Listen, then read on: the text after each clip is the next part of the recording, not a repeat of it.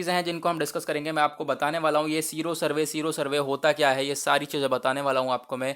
Sero survey के बारे में बात करेंगे। उसके बाद आज हम जो हमारा सलाइवा टेस्ट के बारे में काफ़ी सारी बातें हो रही हैं, सलाइवा टेस्ट के बारे में बातें करेंगे। ये दो आर्टिकल इंपॉर्टेंट है आपके यूपीएससी के पॉइंट ऑफ व्यू से। Then we will discuss it. Okay, now सबसे पहले आर्टिकल हम देखें ये सीरो सर्वे वाला।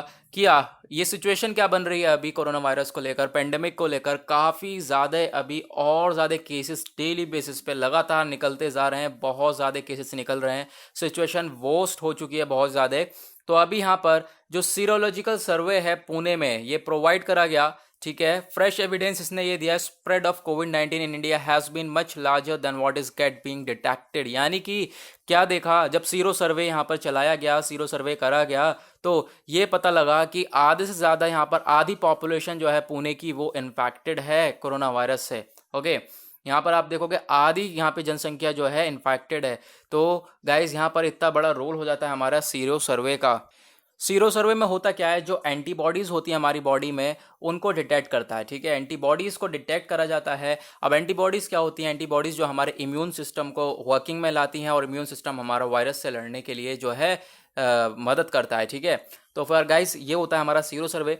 इसी की मदद से जो है टेस्टिंग वगैरह करी जाती है। तो देखा जा रहा है कि कोई केसेस जो है वो बहुत ही तेज़ी से बढ़ते जा रहे हैं। हालांकि जो डिटेक्ट करे जा रहे हैं केसेस, जैसे आरटीपीसीआर टेस्टिंग चल रही है, मैं आपको आरटीपीसीआर के बारे में भी आज बताऊंगा। जो reverse transcription polymerase chain reaction है, आरटीपीसीआर टेस्टिंग के बारे में भी आपको सब कुछ आज मालूम चलेगा। आज कोरोना वायरस की टेस्टिंग बिल्कुल जो क्या क्या चीज़ें टेस्ट होती हैं सब कुछ आपको क्लियर होने वाला है। तो गाइस यहाँ पर आप देखोगे कि जो सीरो सर्वे है, जैसे मैंने बताया आपको अभी सीरो सर्वे होता गया है। जब ये करा गया तो ये पता लगा कि जितने केस डिटेक्ट करे जा रहे हैं, यानी कि जितने केस अभी जो कंफर्म होके निकल रहे हैं, अगर ये जो सीरो सर्वे से पता चल रहा है जो आधे केस तो ऐसे हैं जो कि अनकन्फर्म्ड हैं, यहाँ पे कंफर्म ही नहीं है। तो इस यहाँ पर ये पता चला है, सीरो सर्वे ने यहाँ पर ये सारे केसेस को डिटेक्ट करा है। तो आप यहाँ पर देख सकते हैं कि काफ़ी तेज़ी से जो है केसेस जो है बढ़ जाएंगे। अगर टेस्टिंग को हम और रैंप अप करते हैं और ज़्यादा टेस्टिंग को बढ़ा देते हैं तो और ज़्यादा केस निकल के आने वाले हैं। हालांकि 8-10 लाख टेस्टिंग हो रही है पर डे में, अगर हम इसे अगर 20 लाख भी लाएंगे तो और ज़्यादा केसेस भी निकल के आने वाले हैं, ऐसा हमारा आर्टिकल में बात करी जा रही है। उसके बाद आप देखेंगे यहाँ पर जो सीरोलॉजिकल सर्वे के टाइम पे was carried out between July 20 and August 5। यहाँ पे लाया गया था 20 जुलाई एंड अगस्त 5 को। तो लेस देन 1 लाख पीपल जो है सिटी में फाउंड निकले, यहाँ पे देखे गए इन्फेक्टेड। यानी कि ये 2 दिन में 2-4 दिन में ही अगर टेस्टिंग हुई सीरो सर्वे से तो ही यहाँ पे कंफर्म केस निकल के आने लगे। तो आप लगा सकते हो अंदाज़ा कि यहाँ पर कितनी ज़्यादा अभी फॉल्स टेस्टिंग भी मानी जा रही है, यानी कि एक्यूरेट सी टेस्टिंग नहीं हो पा रही है। जो ये टेस्टिंग हो रही है इसमें पता ही नहीं चल पा रहा है, किसी में पता चल रहा है। तो दैट इज़ वाई यहाँ पर जो ये कोरोना वायरस है वो बहुत बुरी तरीके से स्प्रेड होता जा रहा है। ओके, उसके बाद यहाँ पर आप देखोगे what is the take away from the results. यहाँ पे अब बात क्या हो रही है कि हम अब इससे क्या सीख सकते हैं। हमने सीरो सर्वे करा, सीरो सर्वे से हम क्या सीख सकते हैं। सीरो सर्वे में ये पता चल रहा है कि जो केसेस है वो बहुत तेज़ी से निकलते जा रहे हैं। तो हम लोगों को ये सीखना पड़ेगा, जो हमारा टेस्टिंग इंफ्रास्ट्रक्चर है we have to enhance it. हम लोगों को उसको बढ़ाना पड़ेगा, अच्छी तरीके से और ज़्यादा बूस्टअप करना पड़ेगा। जितनी ज़्यादा टेस्टिंग होगी उतने ज़्यादा केसेस निकल के आएंगे, उतने ज़्यादा इन्फेक्टेड लोग होंगे। फिर जब वो इन्फेक्टेड लोग होंगे, जब पता चल जाएगा हमें कन्फर्म्ड केसेस हैं, तो हम लोग उनको आइसोलेट कर सकते हैं। आइसोलेट करेंगे तो उसकी वजह से जो वायरस का स्प्रेडनेस है वो यहाँ पर थोड़ी बहुत कम हो सकती है। ये हमारा एक सॉल्यूशंस हो सकता है। तो गाइज इसी को देखते हुए हम क्या करना चाहते हैं, यहाँ पर क्या करना चाहते नहीं है, क्या करना पड़ेगा, हम लोगों को टेस्टिंग को रैंप अप करना पड़ेगा, टेस्टिंग को बढ़ाना पड़ेगा हर हाल में। अगर हम टेस्टिंग को अगर ऐसे ही लेके चलते हैं तो आने वाले टाइम में केसेस और ज़्यादा बढ़ते रहेंगे, बढ़ते जा रहे हैं केसेस। तो टेस्टिंग को हमें ये पूरे आर्टिकल में इसी का जिक्र हुआ है, टेस्टिंग को बढ़ाना पड़ेगा। टेस्टिंग अभी सिंगल है तो उसको दुगनी कर दो। जितनी ज़्यादा टेस्टिंग करोगे उतने ज़्यादा आपको केसेस देखने को मिलने वाले हैं, क्योंकि यहाँ पर ऐसा अभी देखा गया है, ठीक है। पुणे में पता क्या चला है कि अभी क्या हुआ, जो चेकअप करा गया था तो केस कितने निकले, यहाँ पर हाफ पॉपुलेशन जो है पुणे की वो इन्फेक्टेड है, ठीक है। ये पता चला है। एक इंपॉर्टेंट चीज़ और कवर कर लेते हैं। यहाँ पर आप देखोगे जो सीरो सर्वे है, ये 2 लाइन है। जो सीरोलॉजिकल सर्वे ये फाउंड आउट करता है कि जो नंबर ऑफ पीपल हैं, ठीक है, who have antibodies specific to the diseases. यानी कि सीरो सर्वे जब टेस्टिंग करी जाती है किसी पर्सन की तो उसमें ये देखा जाता है कि जिस बंदा है, मान लो ये बंदा है, तो इसकी बॉडी में एंटीबॉडीज़ जो प्रेजेंट है। एंटीबॉडीज़ क्या होती है मैंने आपको बताया, जो कि वायरस से लड़ने के लिए हमारे इम्यून सिस्टम को वर्किंग में लाती हैं, ऑन करती हैं, जिससे कि हमारा वायरस से लड़ने की शक्ति है जो वो बढ़ जाती है ना। तो अब यहाँ पर एंटीबॉडीज़ को चेकअप करा जाता है कि किसी डिजीज़ के अगेंस्ट यहाँ पे कोई डिजीज़ होगी तो ये एंटीबॉडीज़ यहाँ पर वर्किंग में आएगी, एंटीबॉडीज़ ऑन होगी। तो यहाँ पर अगर ऐसा होता है तो उसकी वजह से पता चल जाता है कि हाँ यहाँ इसके कुछ ना तो कुछ लक्षण हैं इसके अंदर।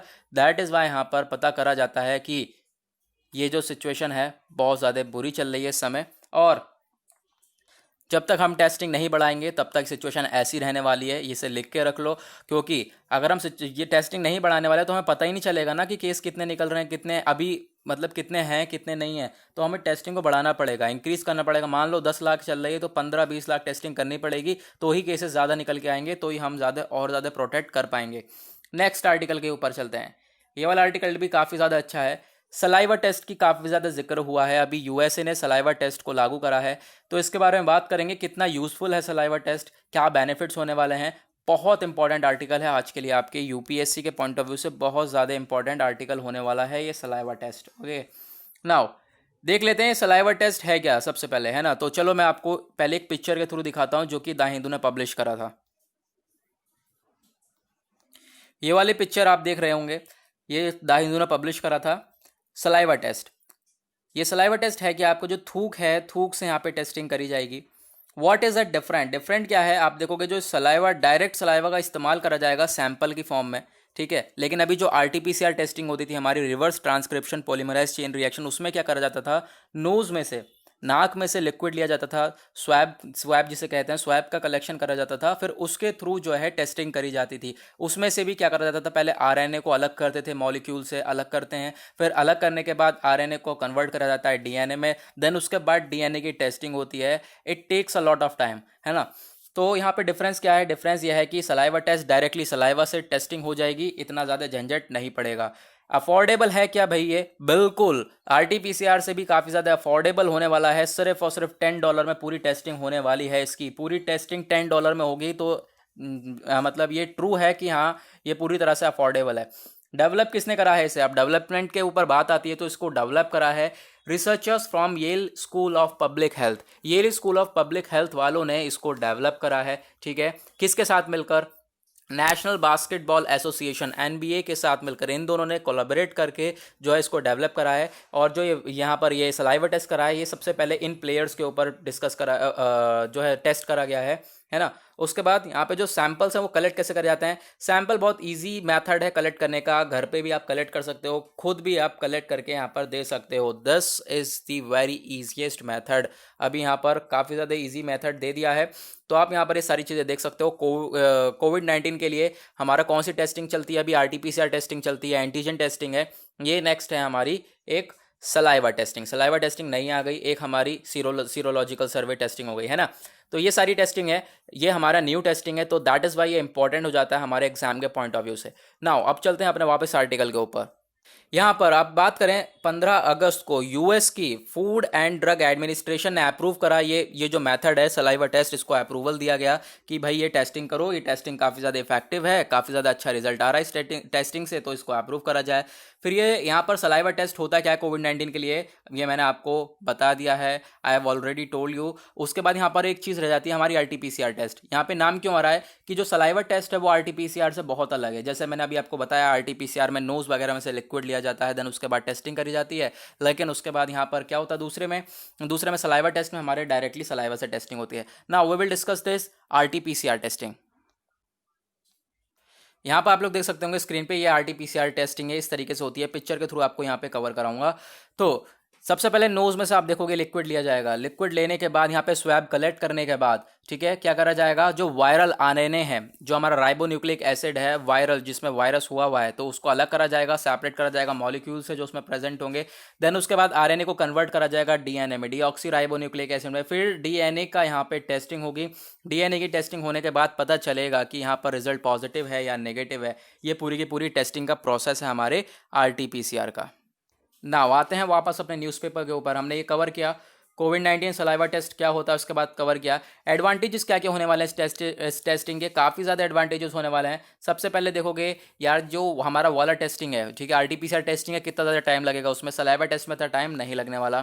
सेकंड, एक्यूरेसी का काफ़ी ज़्यादा फ़र्क है, उसमें एक्यूरेसी यहाँ पर दिखाई नहीं देती है, इसमें एक्यूरेसी काफ़ी ज़्यादा है, यानी कि जो रिजल्ट है वो बहुत ज़्यादा सटीक आएगा, यानी कि एग्जैक्टली ट्रू रिजल्ट ही आएगा। 99% जो है रिजल्ट बिल्कुल सही आएगा इसका।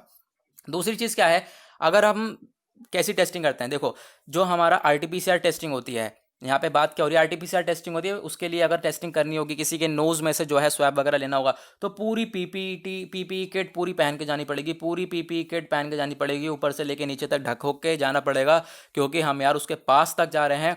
तो फिर अगर उसने, देखो मान लो कि हम लोग को पूरी पीपीई किट क्यों पहननी पड़ेगी, क्योंकि हम उसके नोज़ में ज़रा डाल के स्टिक वगैरह उससे लिक्विड निकालेंगे, तो फिर अगर उसने छींक वगैरह दिया तो फिर, है ना, इस वजह से हम लोग को किट वगैरह की काफ़ी ज़्यादा ज़रूरत पड़ जाती है। लेकिन ऐसा हमारा सलाइवा टेस्ट में नहीं है। सलाइवा टेस्ट में मिनिमम पीपीई किट यूजेज से हम लोग, मिनिमम यूजेज से जो है हम लोग टेस्टिंग कर सकते हैं।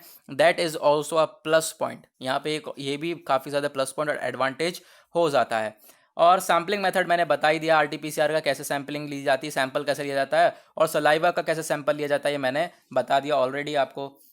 उसके बाद यहाँ पर आता है एक और चीज़ कि यहाँ पे what were are saliva test being use, यहाँ पे जो सलाइवा टेस्ट है कहाँ पे यूज़ करा गया है, मैंने अभी आपको बताया। जो नेशनल बास्केटबॉल एसोसिएशन प्लेयर्स हैं, सपोर्ट स्टाफ है, उनके ऊपर यहाँ पर ये टेस्टिंग करी गई है, और कहा गया है ये टेस्टिंग बिल्कुल सही है। और यहाँ पर किसने जो है इसको करा है, येल यूनिवर्सिटी ने ये काम करा है।